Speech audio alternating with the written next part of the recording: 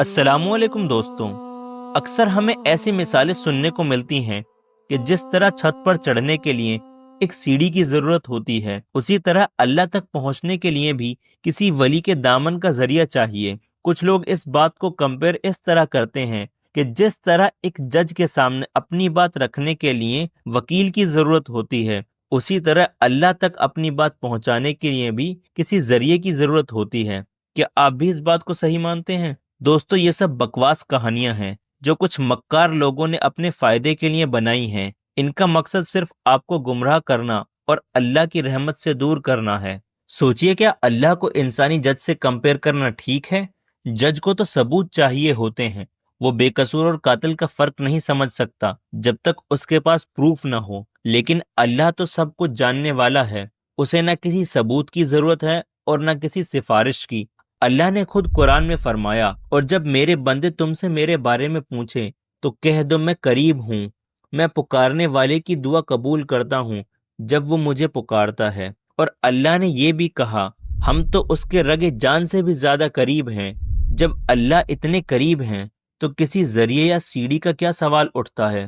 دوستو، کچھ لوگ آپ کو بتاتے ہیں کہ جس طرح چھت پر چڑھنے کے لیے سیڑھی کی ضرورت ہوتی ہے، اسی طرح اللہ تک پہنچنے کے لیے ولی کے دامن کا ذریعہ چاہیے۔ لیکن کیا نبی پاک صلی اللہ علیہ وسلم نے کبھی ایسا فرمایا؟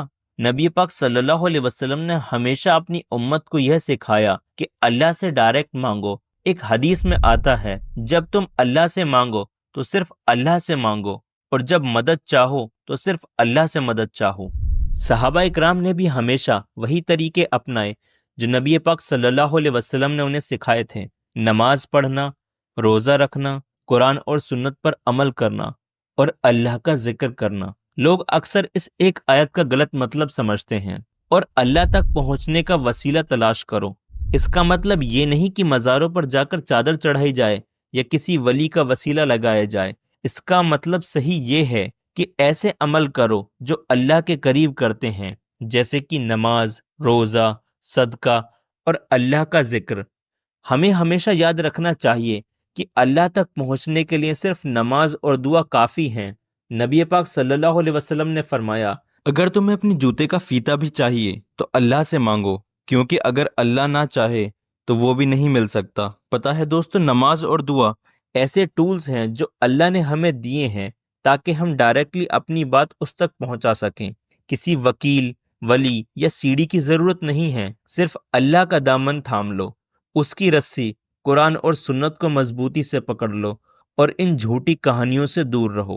دوستو، ان باتوں کو سمجھیے اور اپنے ایمان کو ان مکار کہانیوں سے محفوظ رکھیے۔ اللہ سے مانگنا سیکھیے، کیونکہ وہی سنتا ہے، وہی قبول کرتا ہے، اور وہی سب کچھ دینے والا ہے۔ اللہ نے قرآن میں فرمایا ہے، اور اپنے رب کو پکارو گڑ گڑاتے ہوئے اور چپکے سے، بے شک اللہ حد سے گزرنے والوں کو پسند نہیں کرتا۔